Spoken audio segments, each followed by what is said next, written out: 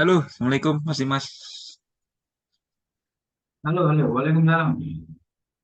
Aduh, apa kabar Mas? Nah, alhamdulillah, baik-baik. Oh, baru ini lagi kita Zoom nih. Setelah berapa bulan ada. Set. Ya sibuk. Gak sempet-sempet. Gak sempet-sempet buka-buka artis-artis lagi. Lumayan, lumayan lama ya. Kenapa Mas Dimas? Lumayan lama juga ya. Suara saya jelas, Mas? Jelas, jelas, jelas. Jelas, oke, oke. Jelas. Mana yang lain ini? Mungkin pada sibuk kayaknya. Hmm,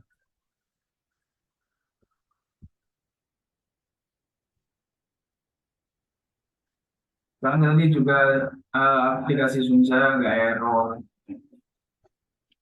Butuh apa namanya? Butuh pembaruan. Setelah saya perbarui malah loadingnya lama banget ini tadi. oh iya, yang Zoom yang baru ya ini. Saya juga sama ya.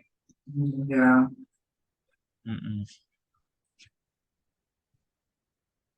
Nah, dulu terakhir tuh catatan apa ya dulu sama Mas Dimas ya? Lupa saya. Ketinggalan pas lagi di Jakarta ketinggalan catatannya. sekarang posisi di mana, Mas? Saya sekarang lagi di Kalimantan, Mas. Di Kalimantan. Iya, di Kalimantan. Lagi. Bagaimana? Ya. Kenapa? Bagaimana perkembangannya sekarang? Kalau ini sih, ya seperti yang cicat ya, saya pernah pernah ngalamin yang MC gitu kan. Terus akhirnya karena kayak aku juga takut-takut nggak fokus ya, aku masih mantapin lagi yang dari demo sih. Sekarang saya coba lagi demo, jadi nyoba kayak akun yang kan ada akun yang apa yang broker yang 0,1 ada yang 0,001 gitu ya. Ya, akun sen biasanya itu. Sen ya, ke Sen, betul kayak kayak broker apa MIFX atau apalah sejenisnya gitu ya. Banyak Nah itu. itu lagi-lagi nyoba itu kan. Cuman ya itu saya nggak konsisten karena kesibukan aja sih Mas. Jadi ada beberapa tuh yang sempat kita pernah discuss terakhir kali. Kita bikin marking zone-nya dulu gitu ya. Bikin Hmm. marking zone dulu plannya. Biasanya sempat itu bikin garis SNS segala macem. Tidak cuman eh ada beberapa yang kayak kurang valid mas, maksudnya untuk penentuan base-nya atau zone-nya itu kadang masih kurang tepat. Kayaknya jadi masih perlu di rewind lagi atau dipelajari lagi gitu loh. Iya, iya, iya. Memang, Ya, yang sempat eh, saya kenapa, kenapa? Ya, yang saya chat ke Mas Dimas itu ya di grup itu ya saya bilang Mas untuk menentukan base itu berapa candle sih umumnya gitu ya. Terakhir kan ya. Mas ngasih link yang ada namanya boring candle. Makanya aku coba Betul. coba buka di Trading View gitu ya indikator apa namanya indikator boring apa namanya Boleh, boring boleh, candle boleh ya. handle ya, betul. Aku tak coba boring candle itu di sini ada juga nih, ada beberapa kayak misalkan 50% body candle, ada yang kurang 50% dari body candle gitu kan. Iya. Ternyata dia mirip-mirip itu dia.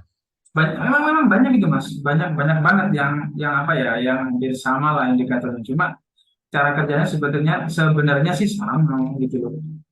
Dia dia Ini mendeteksi apa namanya candle-candle base gitu aja sih sebenarnya. hmm, di sini dia kalau kalau defaultnya kan persen apa nih inputnya itu candle rank lebih kecil atau sama dengan 50 gitu ya. Iya, iya, betul. Terus Betul. corak warnanya dia di blockingnya warna biru. Jadi kalau ini dia berarti candle yang di marking warna biru itu eh berarti itu adalah base ya kalau Candle misalkan base, kita betul. Iya. base ya. Nah untuk mengategorikan base squad eh, itu bagusnya gimana Mas? Kita bukanya di time frame H1 gitu kan atau di time frame daily gitu atau H4 ya?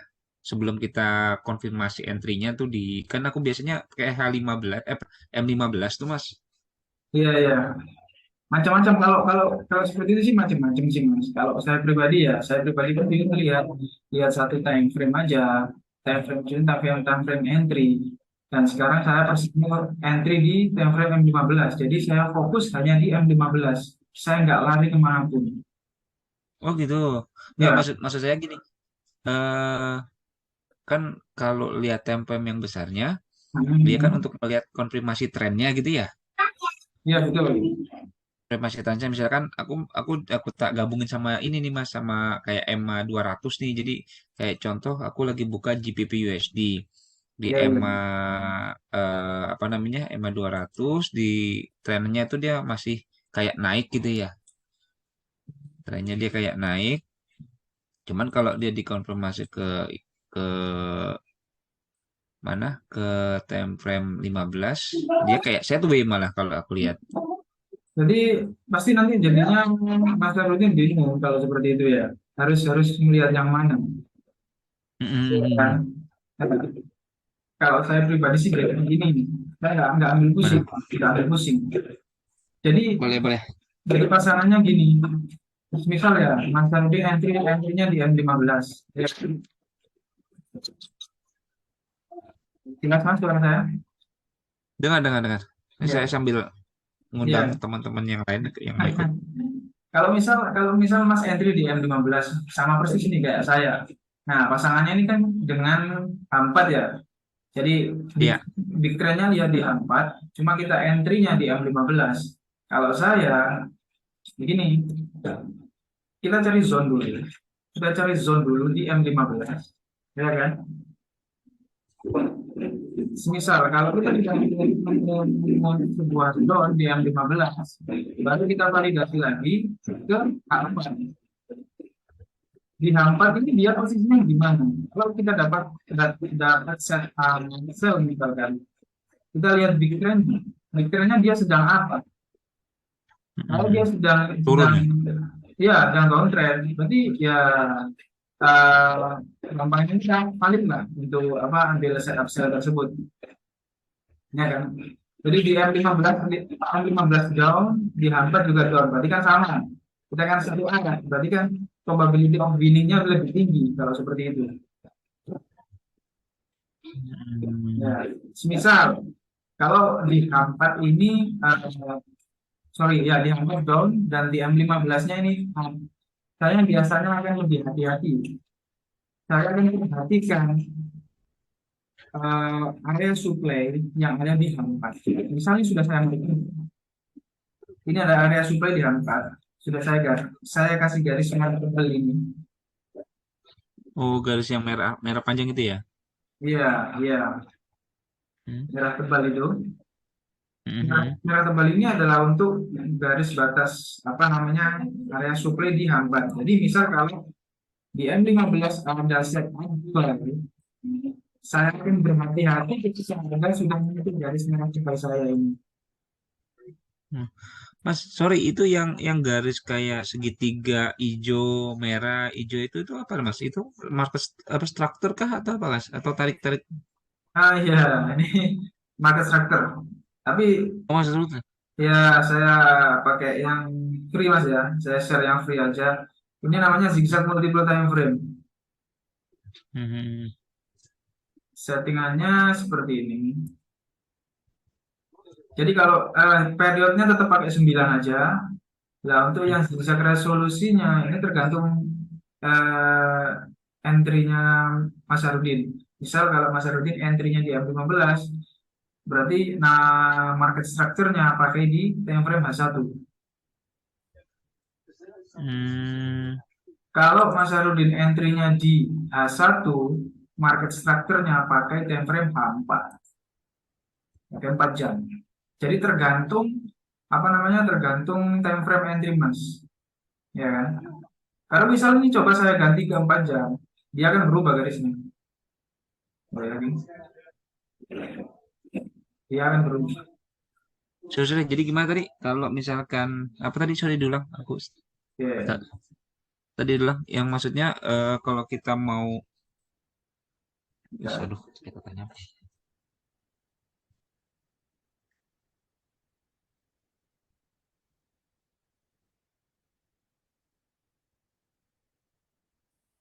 Jadi ini berpasangan ini Mas. Kalau market structure kita harus combine dua dua time frame.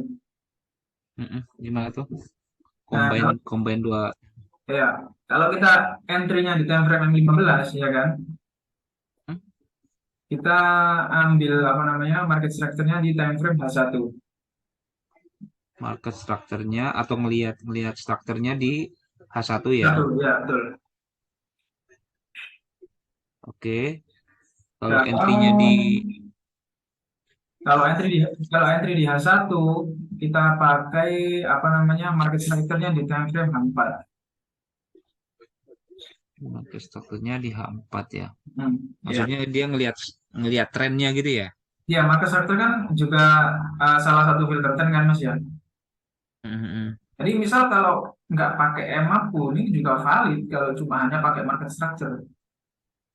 Hmm.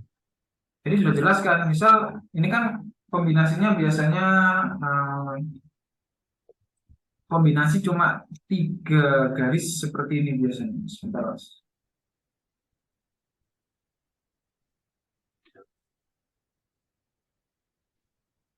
Nah, untuk market structure kita cukup tinggal ambil tiga garis terakhir seperti ini, Mas. Satu, dua, Hmm. tiga. Kita perhatikan tiga pola ini aja, itu sudah valid uptrend kalau seperti ini. Hmm. Kalau downtrend cuma tiga garis gini aja, ini sudah valid.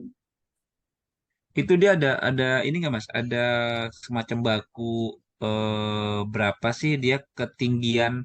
Kan misalnya kita nih anggaplah trennya bullish gitu ya, naik ya.